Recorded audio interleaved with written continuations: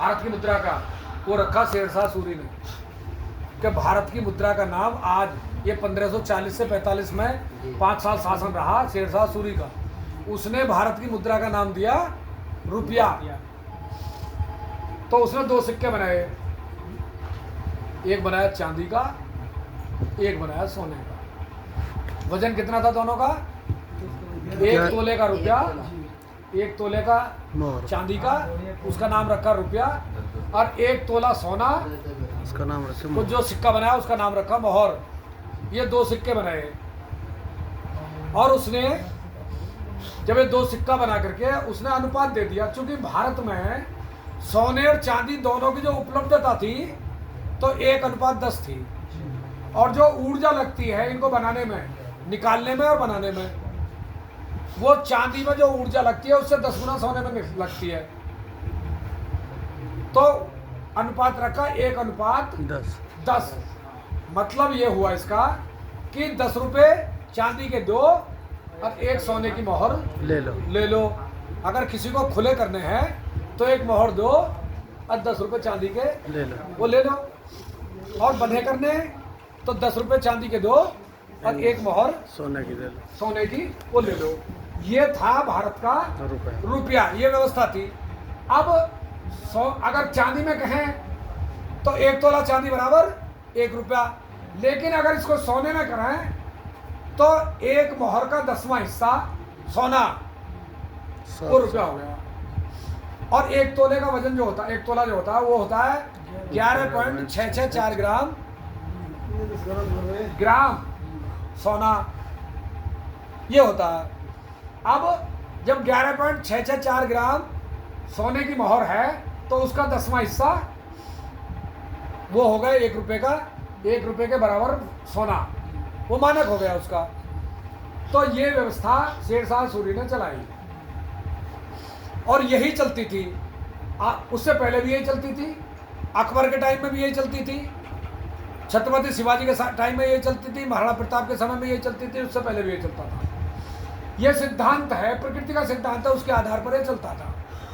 लेकिन जब अंग्रेज यहाँ आए, उन्होंने देखा कि भैया भारत तो ये तो अजीब चीज है, सोने और चांदी में यहाँ तो लेन देन होता है।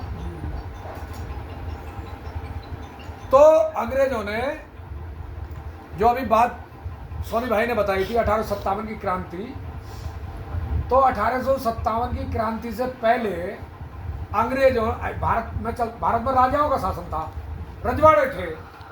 तो सारे राजाओं पर अंग्रेजों ने धीरे धीरे धोखे से, मित्रता से, छल से, कपट से लगभग सारे राजा कंट्रोल कर लिए।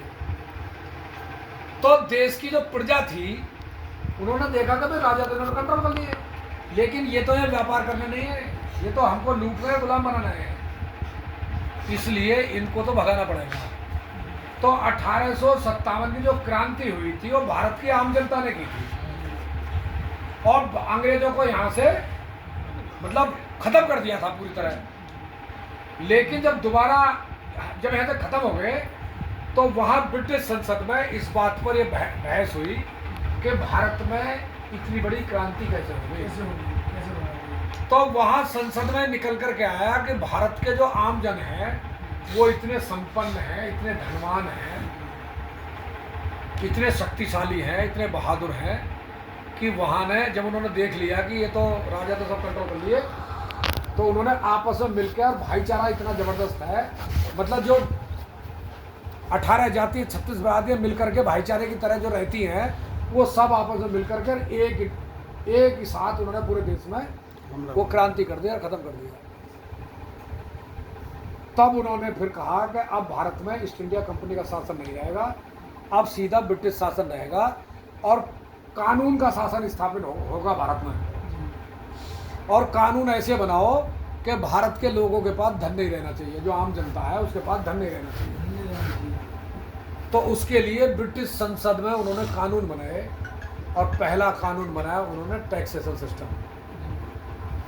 जो टैक्स है कि भारत के आम जनता पर ऐसा टैक्स लगा दो कि वहाँ के जो लोग हैं वो टैक्स में उन्हें टैक्स के माध्यम से उन्हें लूटना वो शुरू कर दो और उन्हें दरिद्र बना दो। तो टैक्सेशन सिस्टम बनाया फिर टैक्स को वसूलने के लिए ये सिविल सर्विस एक्ट बनाया, उसमें एक पोस्ट बनाई कलेक्टर की। कलेक्टर का काम ही था टैक्स को कलेक्ट करना। कलेक्ट कैसे करेगा? फिर उसके लिए इंडियन पुलिस एक्ट बनाया। इंडियन पुलिस एक्ट बना करके वो पुलिस दे दी कलेक्टर के हवाले, कि इनके माध्यम से पुलिस को इतने अधिकार दे दिए, लाठी चलाने का, पीटने का, गोली चलाने का, वो सारे अधिकार दे दिए। तो सारे कानून सीपीसी, सीआरपीसी, आईपीसी, सारे ये सब 1860 में भारत में लागू कर दिए।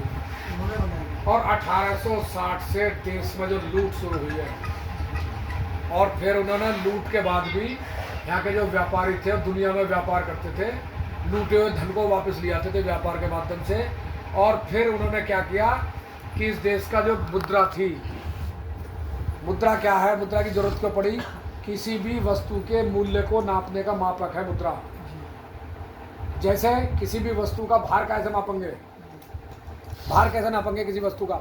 हमको मैंने गेहूं पैदा किए और वो जरूरत से ज़्यादा है, मतलब बेचने, घर में रखूँगा तो बीत जाएंगे, गल जाएंगे, सड़ जाएंगे, तो मुझे बेचना है तो तोल के बेचूंगा, तो वो भार मापेगा ना। तो भार का मापक है किलोग्राम। अब किलोग्राम किसको कहेंगे?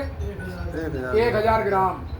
1000 ग्राम का बट्टा भी हो सकता है, लोहे का, चांदी का भी हो सकता है, पत्थर का भी हो सकता है, लकड़ी का भी हो सकता है, लेकिन 1000 ग्राम होना चाहिए, तो मापक है। लीटर, हम तेल उत्पादन करते थे, हम दूध उत्पादन करते थे, सब करते, उसको देना पड़ता था उसके लिए लीटर। लीटर का मतलब है 1000 मिलीलीटर। बर्तन किसी भी धातु का हो। मीटर, हम कपड़ा बनाते थे तो उसे नापने के लिए मीटर चाहिए, तो मीटर का मतलब लोहे की छड़ी नहीं है। 1000 मिलीमीटर, वो सरकंडा भी हो सकता है, लकड़ी हो सकती है, लेकिन उसकी लंबाई 1000 मिलीमीटर होना चाहिए। अगला, हम मजदूरी करते हैं, किसी के यहाँ मेहनत देते हैं, तो मेहनत को कैसे आंकेंगे? घंटे से। उसके लिए घड़ी चाहिए, 8 घंटे काम करना, तो घड़ी करेगी। घड़ी वो नहीं है घंटा, घड़ी को जो है घंटा है। और घंटे का जो घंटा किसको कहेंगे? जो 60 मिनट में 1 घंटा करता हो, 60 सेकंड में 1 मिनट बताता हो, तभी तो सही है। तो ये तो हो गए मापक, नापने के, तोलने के। लेकिन जो वस्तु हम दे रहे हैं उसका मूल्य कैसे तय करेंगे?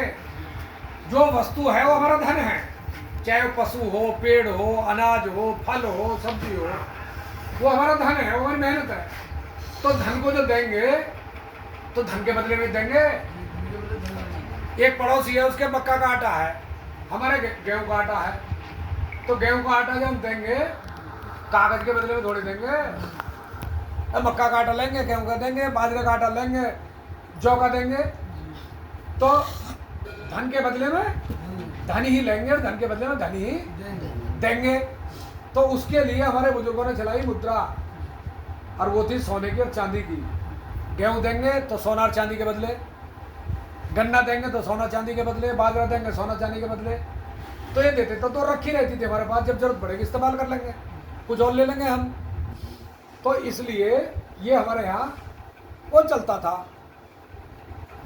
अंग्रेजों ने क्या किया कि भाई ये जो हम इनको कितना भी लूट रहे हैं, कितना भी टैक्स लगा रहे हैं, सब हो रहे हैं, लेकिन ये उत्पादन जो कर रहे हैं, तो उन्होंने क्या किया, वो एक कानून लेकर के आए, जो 2016 में जिस तरह का कानून आया, ऐसा ही एक कानून लेकर के आए 1882 में। और वो कानून क्या था? सीधी डकैती कानून के माध्यम से। और उसमें क्या ले, उसमें ले पेपर करेंसी, कागजी मुद्रा। और उस एक्ट का नाम है, उस कानून का नाम है पेपर करेंसी एक्ट 1882। ये उस कानून का नाम है।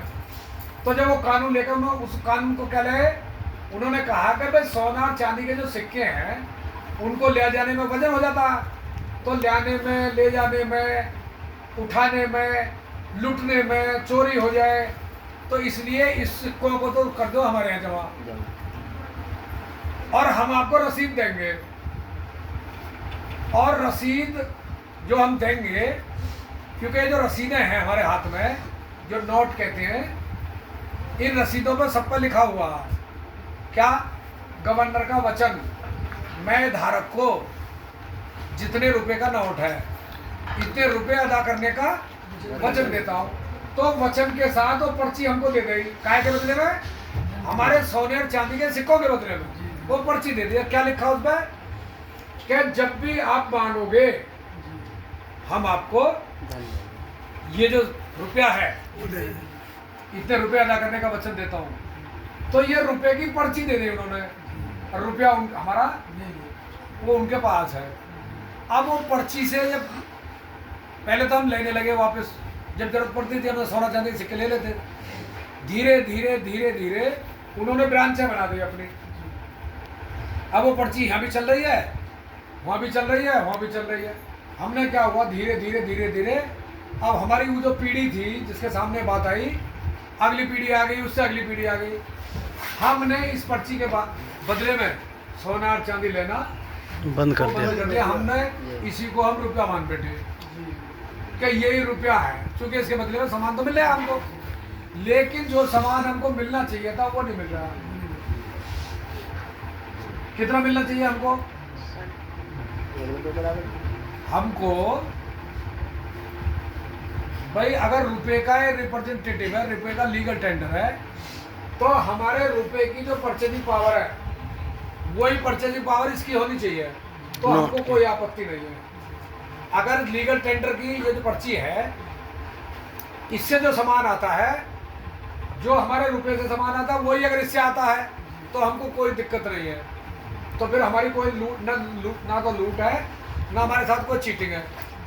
लेकिन है क्या, अब 1 रुपया जो है हमारा वो क्या है, 1 तोला चांदी, 1 तोला चांदी। अब 1 तोले वो जो रुपया है हमारा जो चलता था वो अभी भी है कुछ घरों में, सुनाने के बाद मिल जाता है। आप उसको लेके जाओ, अरे एक आज का जो है गिलट का रुपया इसको लेके जाओ, अरे एक कागज का नोट आता है 1 रुपये का उसको लेके जाओ, बैंक में जाओ, आप एक विड्रॉल भरो, वो विड्रॉल नहीं वो जमा करने की जो पर्ची है वो भरो कि मुझे अपने खाते में ये जमा करना है। तो बैंक उन तीनों को लेगा और क्या रुपए में जमा करेगा, वो 3 रुपये में जमा करेगा। लेकिन जब आप निकालने उसमें चांदी का है उसको भी 1 रुपये में लेगा। आप उससे कहो बैंक वाले से कि भाई ये तो चांदी का है, नहीं जी इस पर 1 रुपये इंडिया लिखा हुआ, इस पर 1 रुपये इंडिया लिखा हुआ, इस पर 1 रुपये इंडिया लिखा हुआ, तो मैं तो इसे 3 रुपये में ही जमा करूँगा। लेकिन आप उससे ये कहो कि भाई मैं कल को मुझे ज़रूरत पड़ गई, मैं निकालने जब आऊँगा तो इसको देगा तो मुझे नहीं तो मिलेगा नहीं, क्योंकि अब लीगल टेंडर चल रहा है। तो बैंक आज भी उसको ले रहा है, मोहर को भी ले रहा है बैंक, लेकिन दे नहीं रहा। जब निकालने जाते तो नहीं, वो देता नहीं है।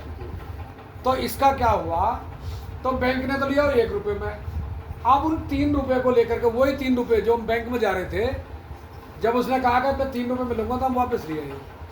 अब जो गिलट का रुपया किसी दुकान पर जाओ कि भाई मुझे इसमें दीजिए, क्या मिलेगा, तो मिलेगी एक टॉफ़ी, वो जो कागज़ का है वो दो, उससे भी एक टॉफ़ी मिलेगी। लेकिन वो जो चांदी का है उसे दो कि भाई इससे, तो उससे आज के डेट में मिलेंगी 3000 टॉफ़ी। तो चांदी के हिसाब से अगर हम लगाएं तो हमारा जो रुपया है वो 3000 गुना उसकी वैल्यू, परचेजिंग पावर वो ज़्यादा है हमारे रुपए की। लेकिन पेपर करेंसी एक्ट 1882 में क्या है, जो रुपया 10 रुपये, जो मोहर 10 रुपये की थी, पेपर करेंसी एक्ट के माध्यम से अंग्रेज़ों ने क्या कर दिया कि अब रुपया 10 रुपये का नहीं, वो मोहर 10 रुपये की नहीं मिलेगी, अब वो 15 रुपये की हो जाएगी।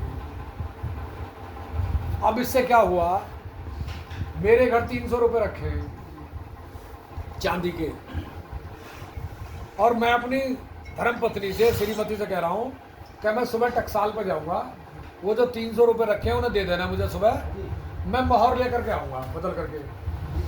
तो 300 रुपये, 10 रुपये की एक मोहर है, तो 300 रुपये में कितनी मोहर आएंगी, 30 आएंगी। लेकिन जब वो कानून आ गया पेपर करेंसी एक्ट 1882, उसमें कर दी 15 रुपये की मोहर। अब मुझे पता नहीं है कि मोहर जो है 15 रुपये की हो गई है। अब मैं वो जो 300 रुपये लेकर के गया अब मुझे क्या पावर मिलेंगी? 20 मेरी जो 30 तोले सोना मुझे मिलता, अब वो मिला मुझे 20 तोले 20 तोले। 10 तोले खा तो गए उससे क्या हुआ? नुकसान 33% सोने की, पूरे भारत के सोने की 33% सोने की लूट कर दी एक ही कानून से। और 33% सोने की ही लूट नहीं करी, भारत के प्रत्येक जो उत्पादन हम करते थे उस उत्पादन की 33% वैल्यू घट गई, क्योंकि रुपए की वैल्यू घटा दी उन्होंने। और घटाते घटाते घटाते घटाते वो जो कानून था पेपर करेंसी एक्ट 1882, वो आज भी जो कहता हूँ लागू है भारत में। क्या कानून था वो? एक मोहर बराबर 15 रुपये। तो मोहर का 15वां हिस्सा क्या होगा? 1 रुपया। और वो 15वां हिस्सा जो सोने की मोहर है, 15वां हिस्सा है 777 मिलीग्राम सोना। तो हमारे रुपए की वैल्यू क्या है कानून के अनुसार? पेपर करेंसी एक्ट 1882 के अनुसार। और जो व्याख्या पेपर करेंसी एक्ट 1882 में है, वही व्याख्या कोइनेज एक्ट 1906 में है कि 1 रुपया वो 15 रुपए की एक मोहर, एक मोहर बराबर 15 रुपये। वो 1906 में भी है। तो 1 रुपये की वैल्यू क्या हो गई? मानक क्या हो गया उसका? 777 मिलीग्राम सोना। अब जो 777 मिलीग्राम सोना है, उसको लेने जब सुनार के यहाँ जाते हैं हम, तो ये बैंक वाला लीगल टेंडर है जो बैंक हमको 1 रुपये में दे रहा है, 1 रुपये के बराबर में दे रहा है। वो कितने देने पड़ेंगे? 777 मिलीग्राम गोल्ड लेने के लिए 15,000 777 मिलीग्राम गोल्ड आ रहा है आज 20,000 लगभग 13,500 या 14,000 रुपए का आ रहा है। तो बैंक ने जो लोन दिया है हमको, वो रुपए में दिया है हमारे में या लीगल टेंडर में दिया है? लीगल टेंडर लोन जो हमको दिया है वो लीगल टेंडर में दिया है। और उस लीगल टेंडर में हमारा जो रुपया है, बैंक के जो लीगल टेंडर है, वो 14,000 रुपये के लीगल टेंडर में हमारा 1 रुपया आ रहा है। चूंकि हम लीगल टेंडर नहीं छापते हैं, हम क्या करते हैं? हम खेत में मेहनत करते हैं, हम किसी के यहाँ नौकरी करते हैं तो मेहनत करते हैं, हम अपना पसीना बहाते हैं। बैंक क्या करता है? कागज लिया और उसको छाप दिया, और उस छपे हुए कागज को क्या कहता है? Legal tender. वो कहता है उसको रुपया। अब जो मैंने जिस चिड़चिटा की बात कही है, अभी मैं 2 बातें और बताता हूँ आपको। जब हमको ये पता चल गया paper currency act 1882, coinage act 1906 और आरबीआई एक्ट 1934। आरबीआई बना 1934 में, जब यह किसकी सरकार थी? इंग्लैंड की, अंग्रेजों की। तो आरबीआई किसने बनाया? इंग्लैंड अंग्रेजों ने। इसका मालिक कौन है? अंग्रेज। आज भी वही है, आज भी वही है। अरे बनाया ही था लूटने के लिए। उनको ये लगा के भारत हमको छोड़ना पड़ेगा, तो छोड़ने के लिए मानक जो लूट का मूल्य का जो मापक है, वो बैंक यहाँ स्थापित करके लूट की व्यवस्था स्थापित करके तब गए थे। तो आरबीआई की स्थापना कर दी थी उन्होंने 1934 में, और कागजी मुद्रा चला करके गए थे। मुद्रा नहीं, लीगल टेंडर, वो चला के गए थे। तो अब हमने जनता सरकार मोर्चे ने आरटीआई लगाई आरबीआई में, क्योंकि आरबीआई एक्ट 1934 में साफ लिखा है कि आरबीआई 1 रुपया भी जब छापेगा तो 777 मिलीग्राम गोल्ड रखेगा रिजर्व में, तब छापेगा। क्यों? क्योंकि उस पे नोट पे लिखा हुआ है, मैं धारक को इतने रुपए अदा करने का वचन देता हूँ मांगे जाने पर। तो हम उसके बदले में मांगेंगे 777 मिलीग्राम सोना। 777 मिलीग्राम सोना, वो देना होगा। तो नोट छापने का अगर नियम नहीं होगा तो फिर तो कितने छाप लो। अगर बिना नियम के छपेगा तो फिर तो कितने छाप लो। तो वहाँ जब आरबीआई में है कि नोट छापना पड़ेगा, आरबीआई को सोना रखना पड़ेगा, तो हमने आरटीआई लगाई आरबीआई में कि तुम्हारे पास सोना कितना है रिजर्व में। तो आरबीआई ने लिख करके दिया है कि हमारे पास सोना है 800 टन और 1 रुपये बराबर 777 मिलीग्राम सोना सोना। तो 800 टन सोने को डिवाइड कर दिया हमने 777 मिलीग्राम सोना सोने में। तो नियम अनुसार आरबीआई एक्ट 1934 के अनुसार आरबीआई छाप सकता है 5 लाख करोड़ की करेंसी, 4.8 लाख करोड़ की, हम 5 लाख करोड़ की मान लेते हैं, लगभग। तो 5 लाख करोड़ की करेंसी छाप सकता है। अब हमने अगली आरटीआई लगाई और आरबीआई से पूछा तुमने करेंसी कितनी छाप रखी है। तो आरबीआई ने लिख करके दिया है कि हमने करेंसी छाप रखी है 34 लाख करोड़ की और 1 लाख करोड़ के छाप रखे हैं, सिक्के बना रखे हैं। टोटल मिलाकर के 35 लाख करोड़ की करेंसी छाप रखी है। सोना कितनी का है? 5 लाख करोड़। अगर देश के लोग मांगने लगे तो कितना सोना देगा वो? 5 लाख करोड़ का छाप ले 35 लाख करोड़ की।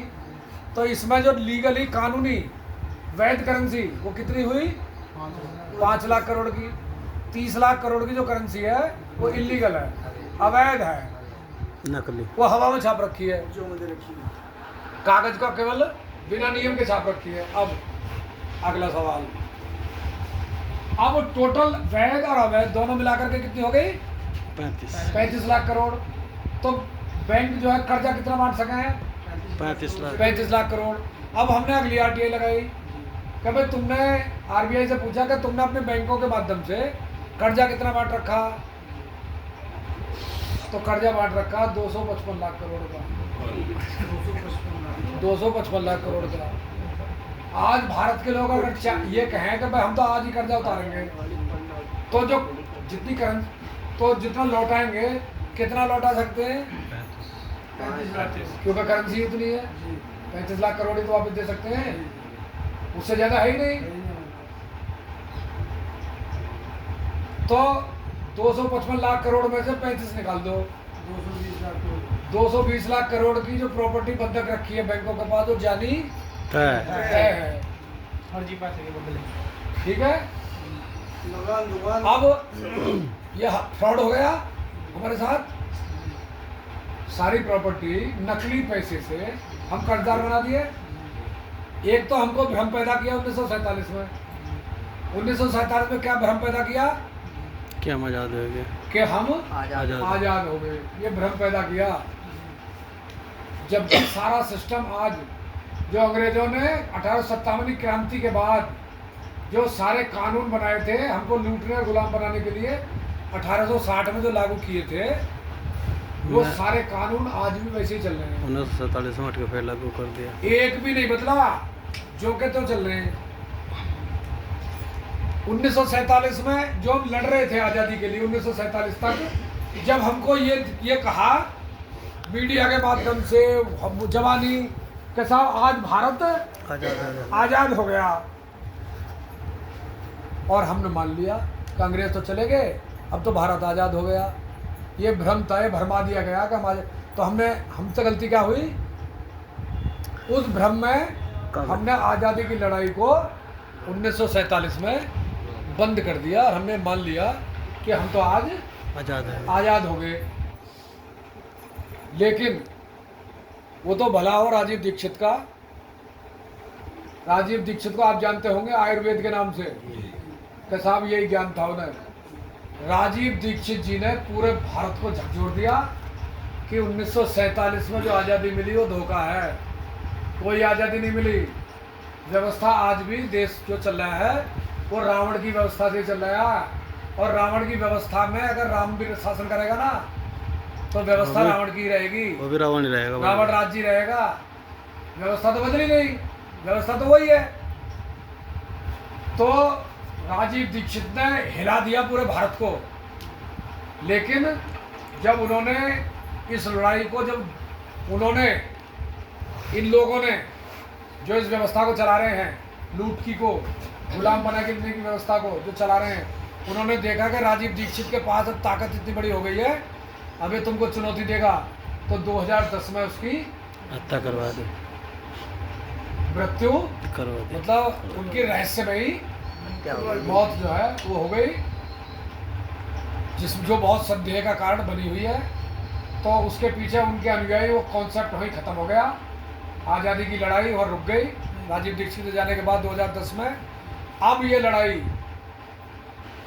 बहुत लोगों ने प्रयास किया, लेकिन अब ये लड़ाई जनता सरकार मोर्चे के माध्यम से, डॉक्टर देवेंद्र भलारा के माध्यम से वो आज़ादी की लड़ाई 2016 से पुनः शुरू हुई। और जो लोग निकले तो उसको एक नाम दिया गया जनता सरकार मोर्चा। और उनको एहसास कराने में जनता सरकार मोर्चा लगा हुआ है कि तुम 1947 में आज़ाद नहीं हुए थे, तुम आज भी गुलाम हो, अभी भी आज़ादी की लड़ाई की आवश्यकता है और अपनी ताकत को पहचानो।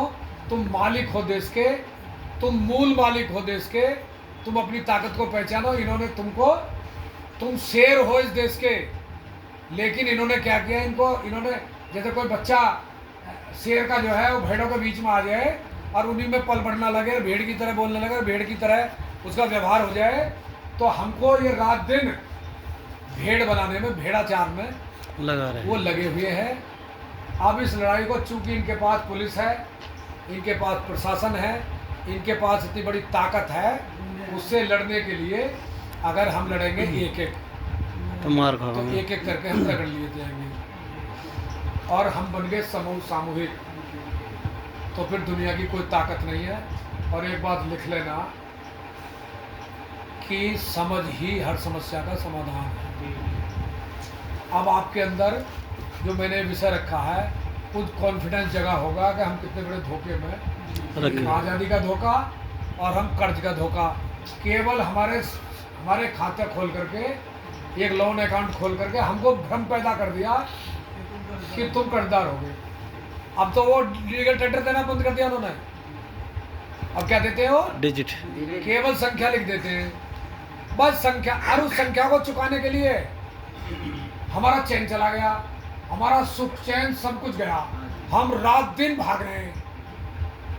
चाहिए था हमको रोटी कपड़ा और मकान हम लग गए किसमें, डिजिट। तो हमारे माँ बाप के पास बैठने के लिए समय नहीं।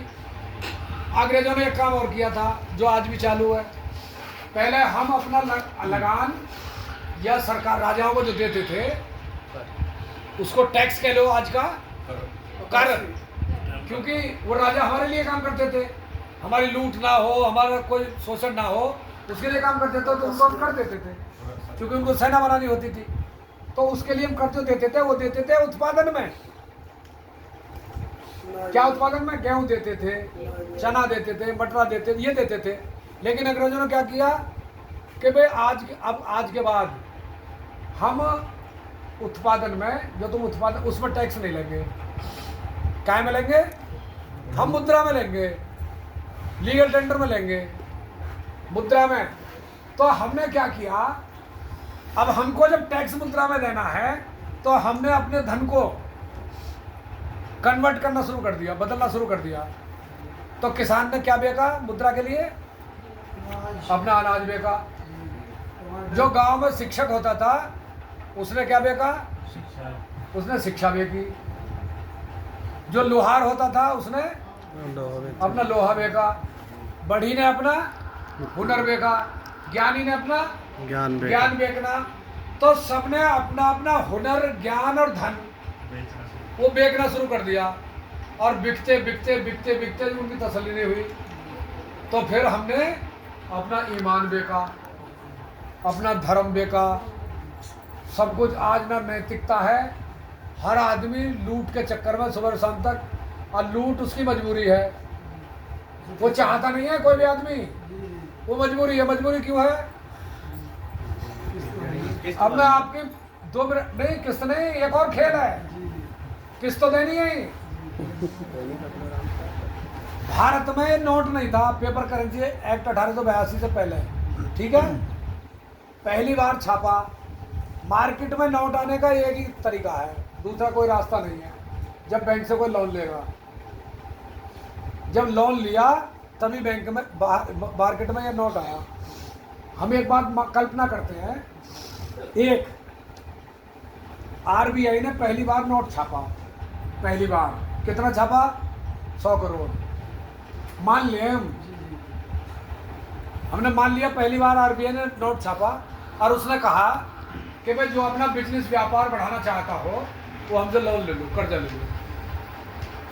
100 लोग पहुंच गए, 100 करोड़ छापा, 100 लोग पहुंच गए। जी हमको दे दो, हम अपना बिजनेस व्यापार करेंगे। ये ठीक है, कितना चाहिए? मुझे 1 करोड़ चाहिए। अब सब में 100 के 100 ने कह दिया कि हमको 1 करोड़ चाहिए, तो 100 करोड़ हो गया। उसने कहा ठीक है हम तुमको 1 करोड़ रुपए देंगे, लेकिन इसके बदले में कल को तुम्हारे बेईमानी आ जा ना दो तो प्रॉपर्टी रख दो यार।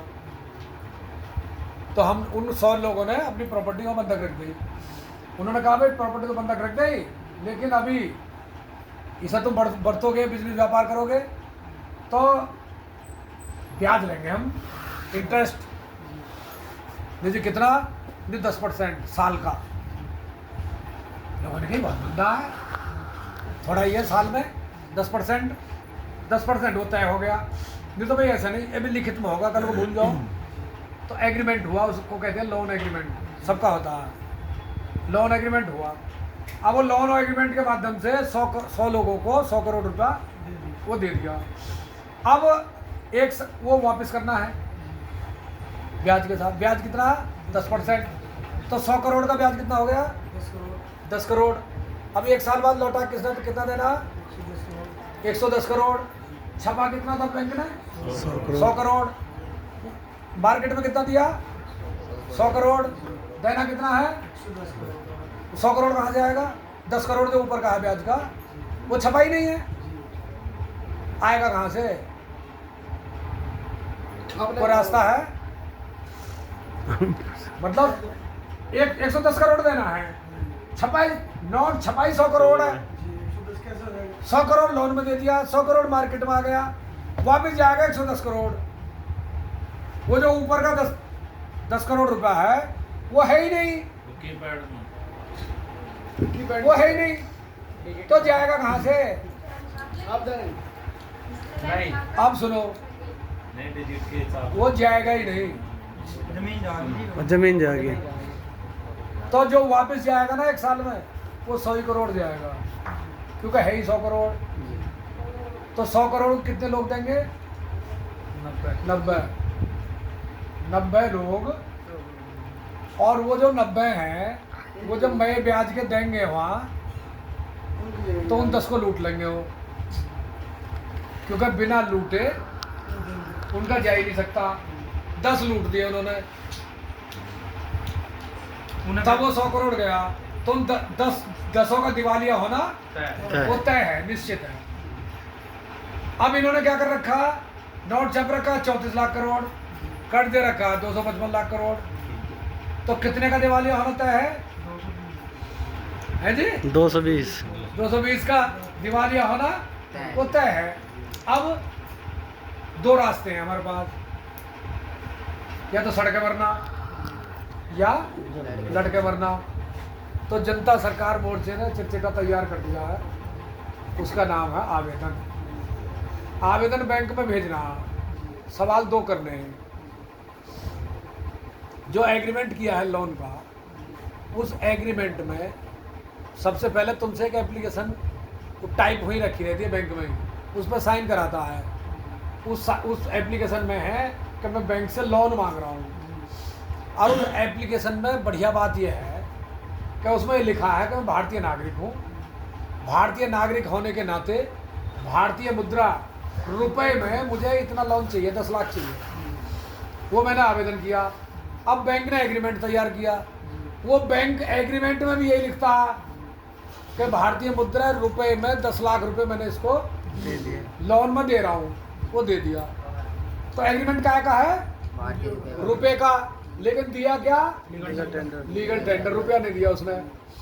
तो भारत में कानून है एग्रीमेंट एक्ट 1972, 1872 है शायद।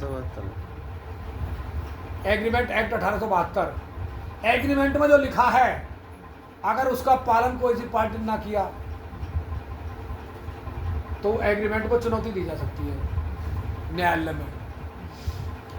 अब वो जो एग्रीमेंट है, लोन एग्रीमेंट, उसमें बैंक ने हमको रुपया वो नहीं दिया, लीगल टेंडर दिया या डिजिट दी है। अब वो इसका मतलब वो जो एग्रीमेंट है उसको चुनौती दी जा सकती है न्यायालय में कि बैंक ये सिद्ध करे कि उसने मुझे रुपया दिया है, ये सिद्ध करे बैंक न्यायालय में।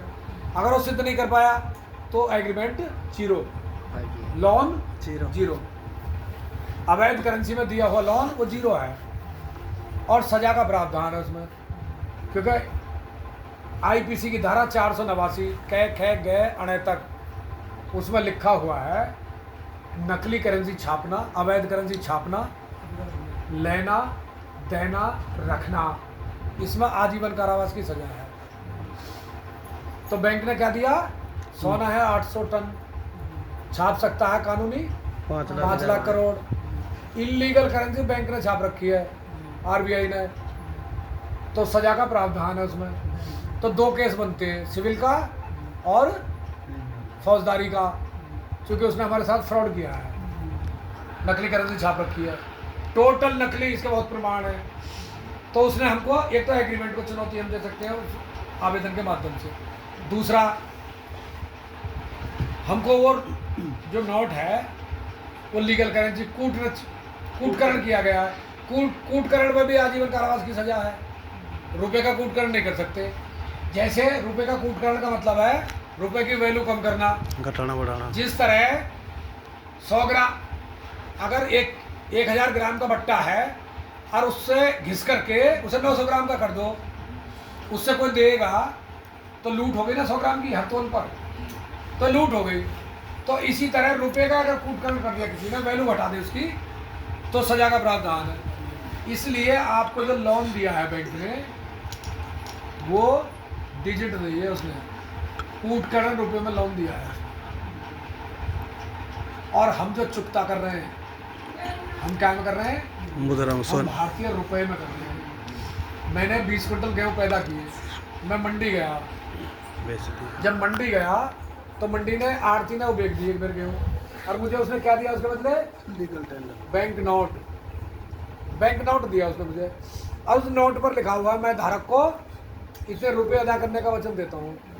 तो मुझे वो नोट नहीं है मेरे लिए, रुपए है, मेरा तो रुपया है, क्योंकि मेरा गेहूँ है। वो नोट जो मुझे मिला वो गेहूँ के बदले मिला, गवर्नर का वचन है उसमें। तो मुझे क्या करना चाहिए था, मुझे वो नोट ले जा करके बैंक में देना चाहिए था कि मैं गेहूं बेच करके आया हूं, गेहूं बेच करके मुझे आड़ती ने ये तेरे रिजर्व बैंक का वचन पत्र दिया है, अब इस वचन पत्र के अनुसार मुझे मेरा रुपया दे। तो क्या देगा, 1 रुपये के बदले 777 मिलीग्राम सोना, तो मेरा वो है रुपया। और जब मैं कमाया हुआ रुपया बैंक में जमा करूंगा तो बैंक ने जो मुझको दिया है लोन में लीगल टेंडर, उससे कितने हजार गुना वैल्यू है उसकी, 14,000। 1 रुपया कमा करके अगर मैंने बैंक में जमा किया है तो मैंने बैंक के कितने कर दिए, 14,000। तो मैंने वो जमा कहाँ करे, बैंक में, अपने लोन अकाउंट में। लोन अकाउंट भी उसी आरबीआई के बैंक का है, वो उसी ने मुझको लोन दिया है। तो मेरे कितने कम होने चाहिए मेरे खाते से, 14,000 कम होने चाहिए। इसलिए 14 लाख का लोन हमारे कमाए हुए 100 रुपये में वो चुकता होता है। आपने कितना भी लोन लिया है उसकी एक भी किस्त अगर आपने जमा कर दी है तो आपका लोन पूरा वो चुकता हो गया, क्योंकि आपने कमा करके किया है। अब 2 सवाल, अगर नोट छापने का नियम है तो नोट नियम के अनुसार छपना चाहिए। अगर कोई नियम नहीं है नोट छापने का, नियम नहीं है तो नोट फिर कितना भी छाप सकते हैं। जब कितना भी छप सकता है तो बैंक उसको भी छाप ले जो हमको दे रखा, छपाई हमसे ले ले। भाई अगर कोई नियम ही नहीं है तो उसको भी छाप ले, हमको क्यों परेशान कर रहा है, छपाई हमसे ले ले। छपाई के कागज के पैसे दे दें बस हो गया। एक तो ये बात, दूसरी दूसरी जो बात है, अगर इसको नहीं मानता और वो कहता नहीं, तो फिर जब हमने लोन लिया तो हमने वो क्या जमा किया? कागज जमीन के कागज। अब वो जो रजिस्ट्री है वो जमीन तो नहीं है, वो जमीन के क्या है? कागज। जमीन के कागज हैं। तो वो हमारी जमीन के कागज वो बैंक में रखे हैं। उसने हमको क्या दिया लोन में? कागज। रुपए का कागज। उसने रुपए का कागज दिया हमको और हमने जमीन के कागज दे रखे हैं। और हम उन जमीन के वो जो रुपए का जो कागज है, अगर हम उसको नहीं लौटा पाते हैं और बैंक कहता है कि अब हम आपकी जमीन को लेंगे, तू जमीन कैसे ले लेगा हमारी? तेने हमको रुपए का कागज दिया, हमने जमीन के कागज दे दिए। हमने हमारे जमीन के कागज तेरे पास हैं। बराबर हिसाब है। अब अगर तुझको हमारी जमीन लेनी है तो तेने जो जमीन के रुपए के कागज दिए हैं, रुपया दे। और रुपए का मतलब 1 रुपये बराबर 777 मिलीग्राम सोना। सोना। वो दे ले जमीन। अब यहाँ मामला वो फंस जाता है। इसलिए जिसका भी जो भी कर्ज से परेशान है, लेकिन देखो कानूनी लड़ाई में तो एक किस्त जाते ही लोन हो गया चुकता।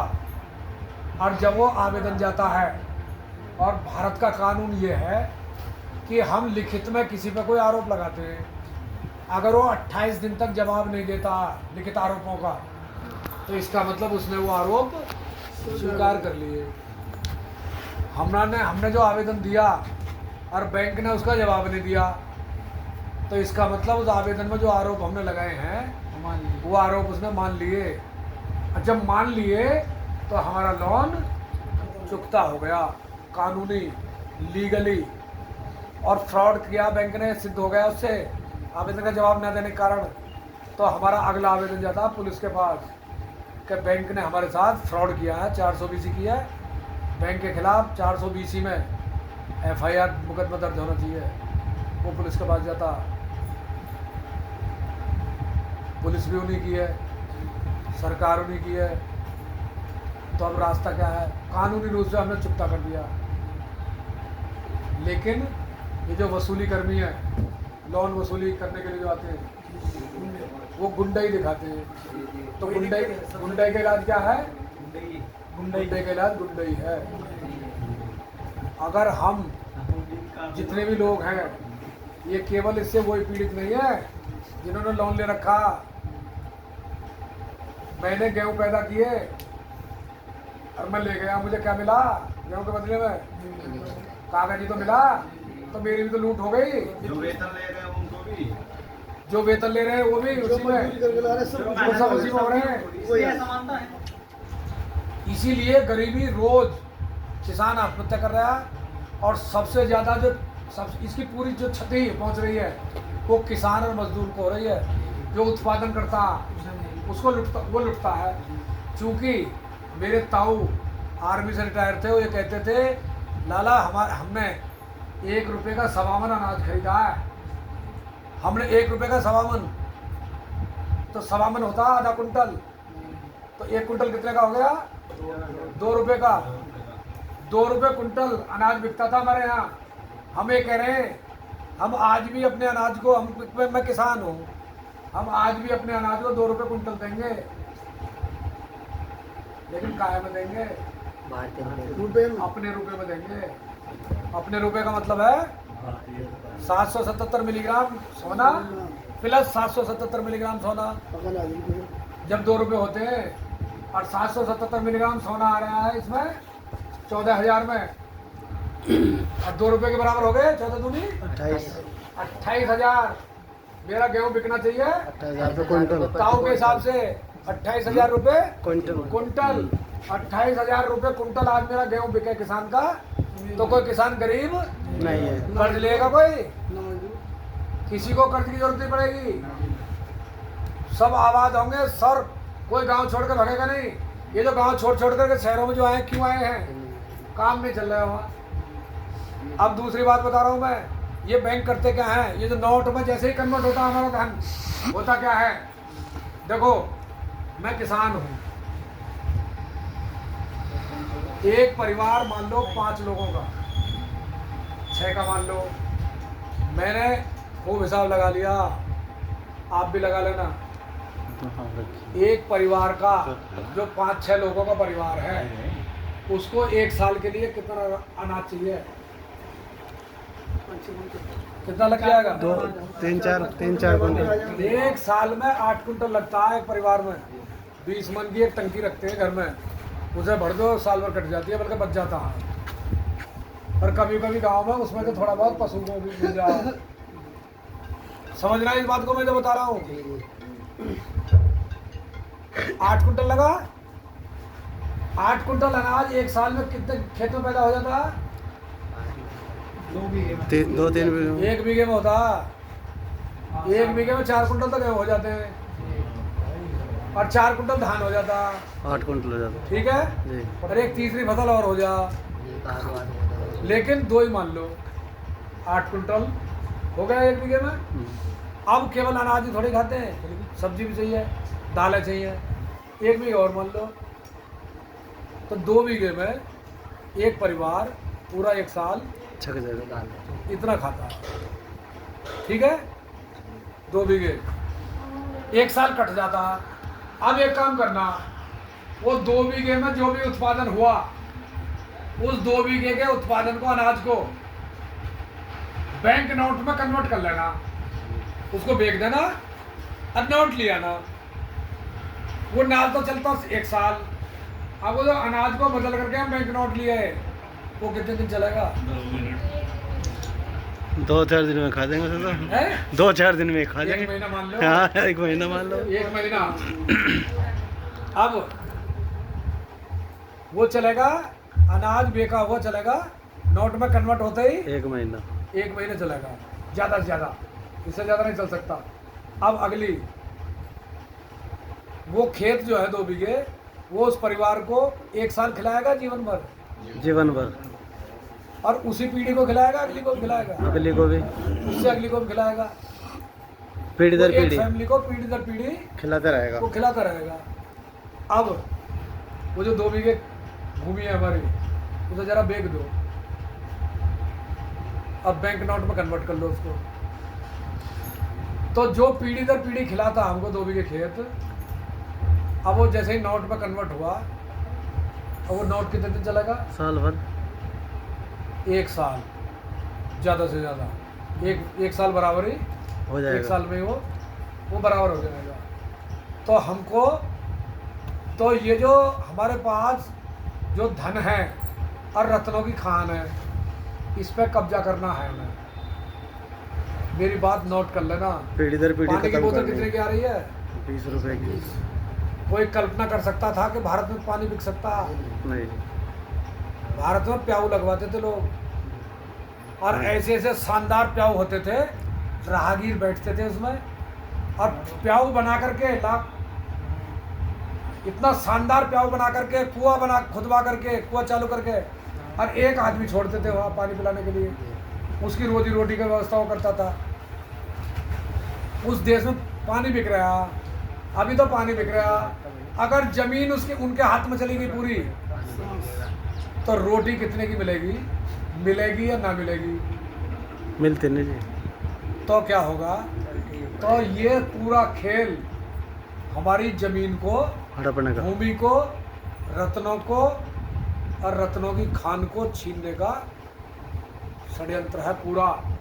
अभी तो गांव में खतौनी बनी है, जिनके माध्यम जमीन जाती है, जो ग्राम समाज की जमीन में मकान बनाए हुए हैं ना, उनकी घरौनी बन रही है, और वो केवल इसलिए बन रही है लोन ले ले। कि वो घरौनी बने, लोन ले ले। अरे मकान को भी अपने पे लोन ले ले।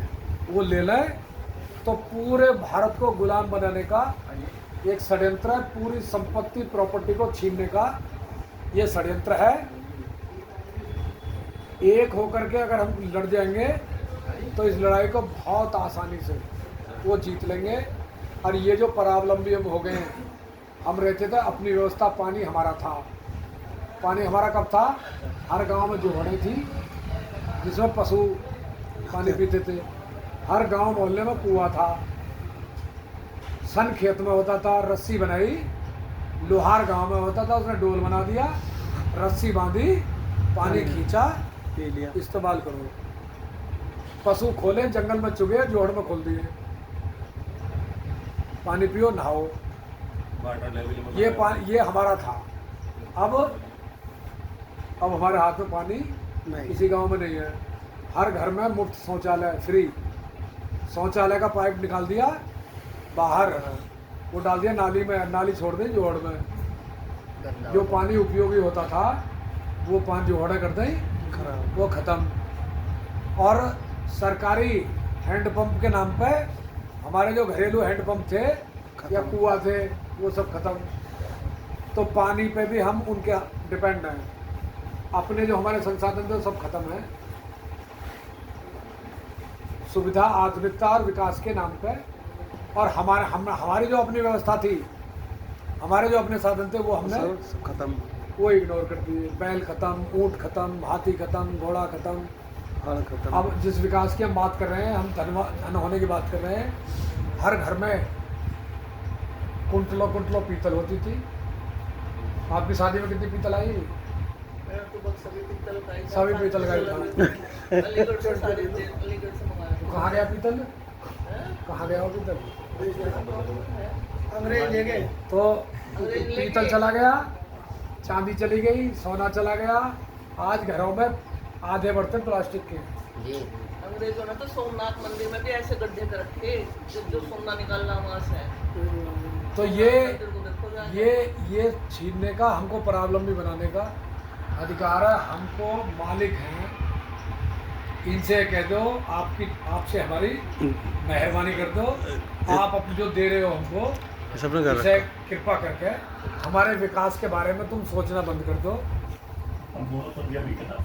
बहुत विकास हो गया। अपने आप हाँ।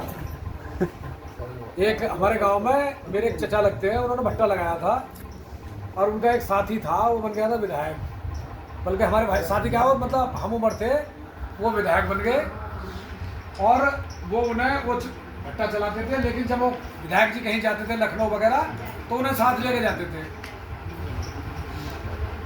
तो एक दिन क्या, वो विधायक जी बोले, चाचा लगते थे वो, चाचा अब मैं तुम्हारे बारे में सोच रहा हूँ, तुमको मुझे ऊपर उठाना है, फलाना करना है। वो चाचा बोले, ओ भैया वो भाई मेहरबानी कर सके, तेरा एहसान तो बहुत है, तुम बताओ नहीं तुम मेरे बारे में सोचना बंद कर सके।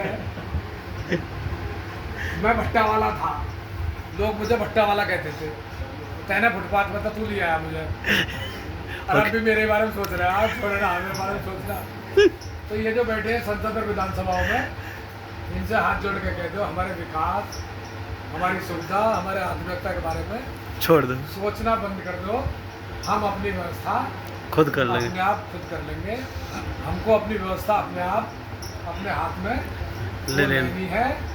और ये जनता सरकार मोर्चे ने जो हथियार आपके हाथ में दिया है, चिटचिटा आवेदन, उसे अपना लगा दो। जहाँ भी प्रयोग करोगे उसको 100% रिजल्ट है।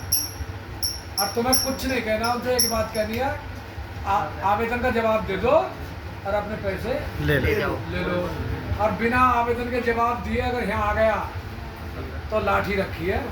देखो वसूली कर्मी जो है, मैं एक बात बता रहा हूँ बड़ी स्पष्ट है, उसको आपके घर में घुसने का अधिकार नहीं। जो मेन गेट है उसके अंदर नहीं घुस सकता। तो अगर घर में घुस जाए, और मैं तो कह रहा हूँ प्यार से उसे घर में अंदर बुलाओ। अब घर वालों से कह दो कि जैसे मैं इसे अंदर बुलाऊँ गेट बंद कर दो, और इतना मारो घर में बंद करके कि वो जो है रिकवरी करनी छोड़ दे। हाँ, घर के अंदर नहीं आ सकता। सुबह 11 बजे से पहले और 5 बजे के बाद वो नहीं आ सकता। ये मैं वो बता रहा हूँ आपको। तो ये चीज़ें हमको अपनानी पड़ेंगी। आवेदन का जवाब दे दो, पूरा प्रोसेस है। हम सिविल कोर्ट तक जाते हैं और सिविल कोर्ट से हम जो है वो मांगते हैं कि हमारा एक्स्ट्रा चला गया, जो हमारा फालतू चला गया, उसकी रिकवरी होनी चाहिए। और हमको एनओसी मिलनी चाहिए हमारे ज़मीन के कागज मिलने वो कागज मिलने चाहिए। ये सब लीगली लड़ाई है लेकिन गुंडा, ये जो गुंडा ही करते हैं उसके लिए तो देखो समूह बनाना पड़ेगा आपको। अगर आप 20 लोग हैं, मैं कह रहा हूँ 10 लोग थाने में चले जाओ, ऐसों के पैरों फंस जाते हैं थाना इंचार्ज के। 20 लोग जाने और तुम अपने घर पे 20 लोग खड़े हो जाओ।